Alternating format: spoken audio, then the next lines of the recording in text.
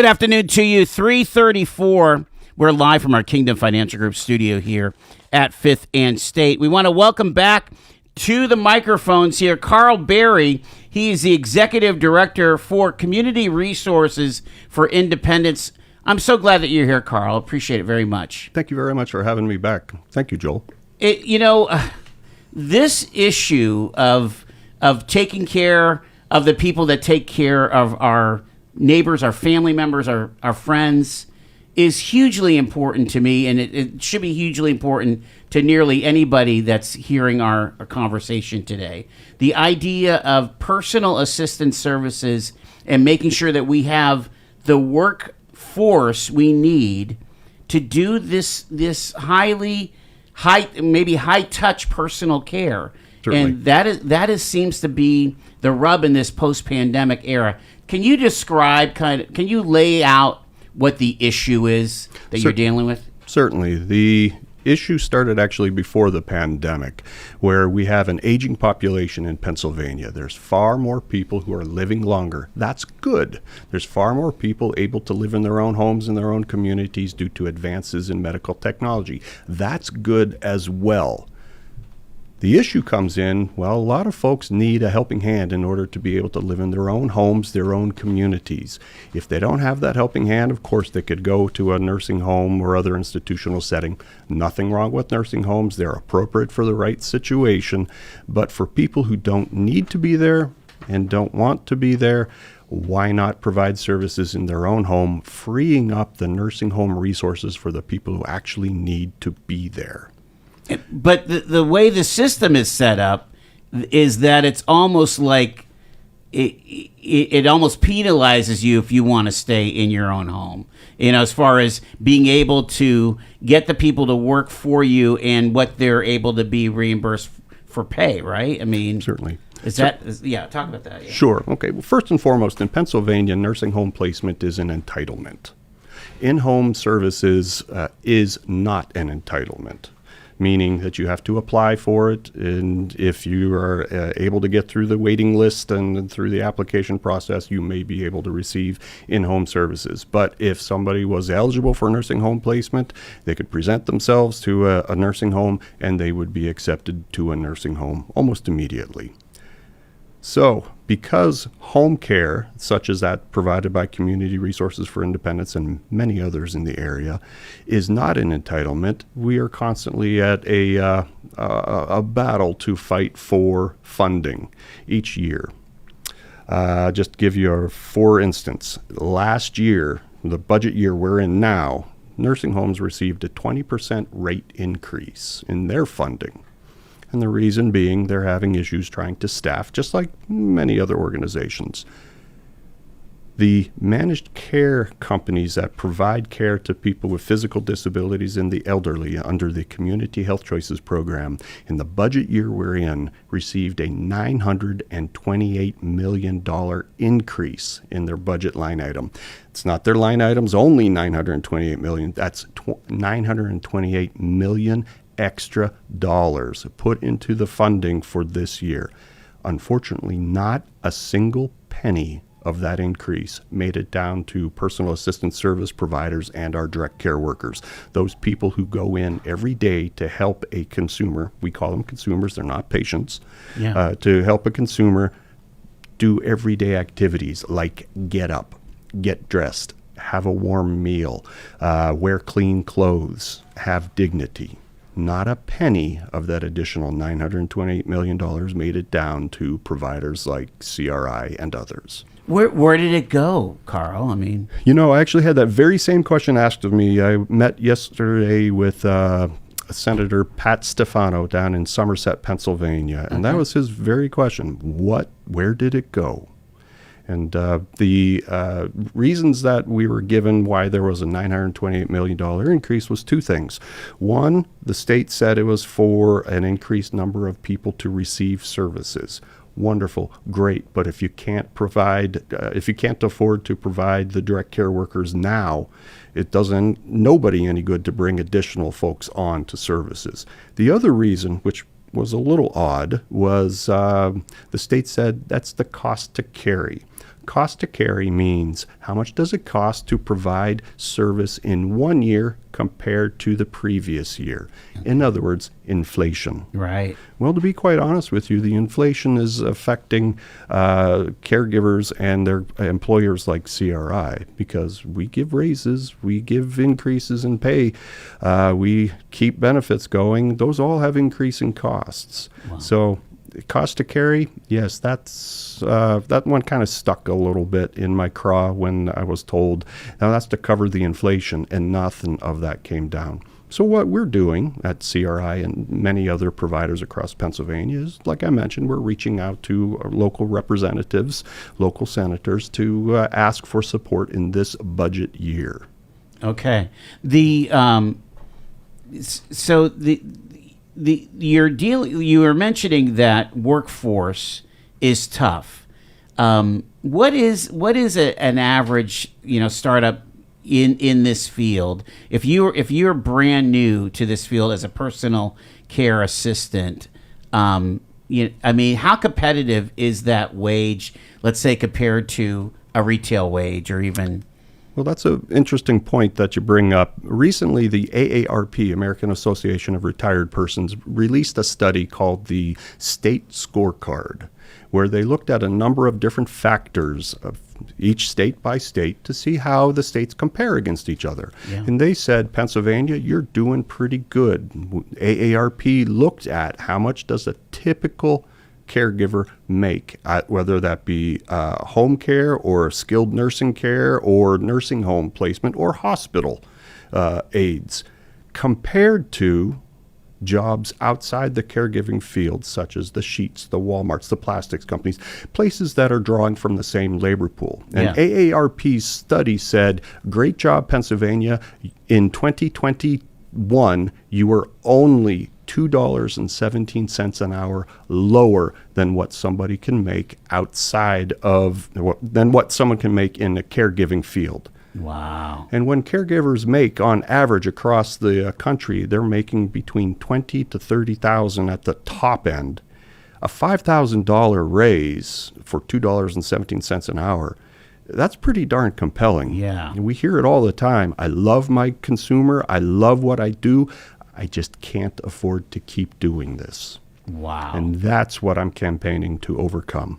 Right. Because it doesn't sound like it would take that much to put you and the other care providers in a whole different universe as far as competitiveness on wage and on workforce. Certainly, it would take some doing. What we are campaigning for with our legislators is a parity between the Office of Long-Term Living that supports people with physical disabilities and the elderly, and parity with the Office of Developmental Programs. There's a service that the Office of Developmental Programs provides. It's called In-Home and Community-Based Services, very similar to what is provided in physical disabilities. Physical disabilities, it primarily focuses on personal care, bathing, feeding, dressing, things like that, and secondary with ancillary services. Under the Office of Developmental Programs side, that focuses more on the ancillary services, such as working on goals. Perhaps a person wants to learn how to use public transportation or how to socialize in a public setting and overcome their intellectual disability. Personal care is secondary in that area. What's different is the Office of Developmental Programs has a rate-setting formula and a rate-setting schedule that every 3 years, the state will look at the true actual cost to provide the service and develop their rates based on that. Wow. On the Office of Long-Term Living side, there is no such thing. So we have been falling victim to, frankly, people kicking the can down the road, saying, maybe we'll do a 2% increase this year, maybe we'll go no increase this year, and the next year, and the next year, and the next year. So what's happened is, over the past 20 years, for example, rates have cumulatively increased in the Office of Long-Term Living side about 26, 28%. which is not a whole lot over 20 years. Right. It doesn't even keep up with your basic consumer price index. I was going to say inflation went up 20% in the last 4 years. So. But what's interesting is Center for Medicaid and Medicare Studies tracks the cost to provide home care. They call it the Home Healthcare Market Basket Index. Yeah. And in the same period of time, that cost to provide the services has gone up about 68%. And it's actually going to be revised higher once we hit July. So obviously, the cost to provide the services has grown at a rate twice that of the rates paid to providers and their employees. Wow. And that's just not a sustainable model. So, but on the positive side, we want to tell our story of how good these jobs are. Certainly. And so let's talk about that side of it because folks are looking at this data. But sometimes you have to put the data away and say, this would be a wonderful job for somebody who's a caring person. Absolutely. Can you talk about that? Because again, you have a lot of heroes that work for CRI. I do. I'm very, very lucky to support a great number of caregivers. In fact, my tagline on my email is CRI, high quality care. That's what we do. Great personal care attendants. That's how we do it. Mm-hmm. So I'm very, very fortunate to work with a lot of folks who put their heart and their soul into working with people with disabilities. It does take a certain heart to do it. It does take a willingness to support folks. If you're the kind of person that you don't want to stand at a drill press or a plastics line, or you don't want to stand at a cashier station all day long because there's no meaning, there's no purpose to your life, there's no benefit to another human being, perhaps you might want to consider a job as a personal care attendant. There's a lot of fulfilling times. There is some, quite frankly, you're dealing with humans, so there is going to be times that it's going to be heartbreaking, but man, oh man, is it worth it. Wow. And again, what I love talking to you about, Carl, is that you are the advocate for your employees, for your associates at CRI, and to the point that you guys are going all out and you are holding a public hearing. You're hosting a public hearing regarding the state plan for independent living. So tell us a little bit about this and when this is happening, because it's literally next week. Certainly. The Statewide Independent Living Council, we call it SILC, S-I-L-C. I sit on that board of directors. Okay. This is a organization that helps to plan how services for people with disabilities are going to be run throughout Pennsylvania. And one of the products they produce is called the SPIL, S-P-I-L, State Plan on Independent Living. It's a strategic plan, if you will, for Pennsylvania on how we are going to address issues that a person with a disability may be facing statewide.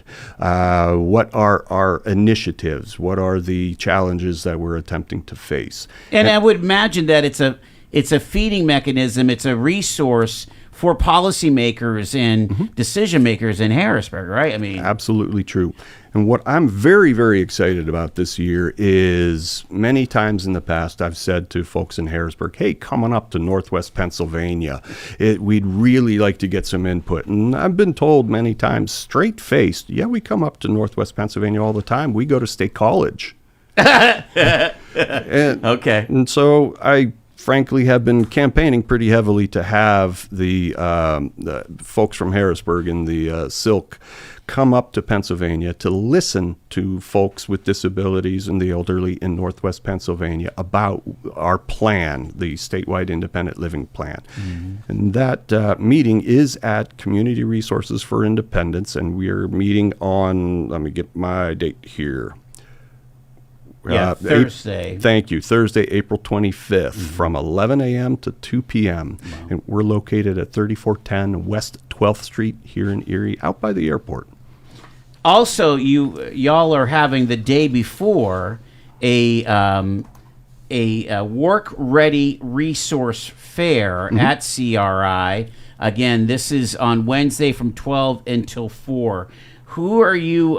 It sounds like you are actually prepping people to maybe find work. Okay, Correct. Talk about that. And this is another exciting initiative out at CRI. We've been contacted by one of the major managed care companies, AmeriHealth Caritas, that they wanted to put on a job readiness fair for individuals who have disabilities to be able to look for work, find work, and they might not know where to start. It could be as simple as, how do I dress? How do I answer questions? What do I do? So we reached out to a great number of providers in the Erie area, and we partnered with everything from GCAC to CareerLink to Vocational Rehab, many others, to put on a presentation, a fair, if you will, at CRI on Wednesday the 24th to answer questions and provide information to those people who are interested in finding work but don't know where to start. Yeah, that's amazing. All right, a couple final thoughts here. Carl Berry from CRI, from Community Resources for Independence. Something's got to give on the reimbursement and just the structure and how things kind of work when it comes to personal care. We've been saying, as we've been promoting this conversation, that this is not a job that can be replaced by artificial intelligence. Correct. I mean, these are going to the jobs that are the jobs today and of the future are taking care of people. And so, do you think, what's it going to take for the masses or interested people or concerned people to really get the policies changed and get some parity going on here? Because my understanding, I think you told me too, that you can make more working for even a state-run facility with intellectual disabilities. Correct. Than home care. And again, think about how expensive the state-run facility must cost, right? Sure. Now, what needs to give? I've been recently meeting with a number of actually across the entire state, representatives and senators. In fact, Monday I just met with Senator Laughlin. Okay. I've met with Bizzaro. I've met with Pat Harkins in Harrisburg last week, and several others. And what's really interesting is it doesn't matter if you're a Republican or a Democrat. It doesn't matter if you're a senator or a representative. It doesn't matter if you're in the legislature or you're in the administration under the governor. Everybody's saying, yes, we agree, this has to be addressed. I have never in my 20 years seen such a good opportunity for something significant to change. What I'm specifically advocating for is not only that parity with the Office of Developmental Programs rates that they've determined through a formal rate-setting structure and refresh schedule, but I'm also asking that we adopt a similar rate-setting structure and rates refresh schedule so that we don't fall behind again. And every representative and senator I've talked to said, yeah, that makes perfect sense. You want structural change. Structural change. We're going to leave it there. Carl Berry, the Executive Director, Community Resources for Independence. Again, I can't tell you how passionate I am about this. I mean, your organization and the other organizations like yours are huge employers. I mean, many people are in this space of caring for other people. There are frontline workers. There are essential workers. We got to take care of them. And they love what they do. Thank you, Carl. Appreciate it. It is 3:53. It's Talk Erie.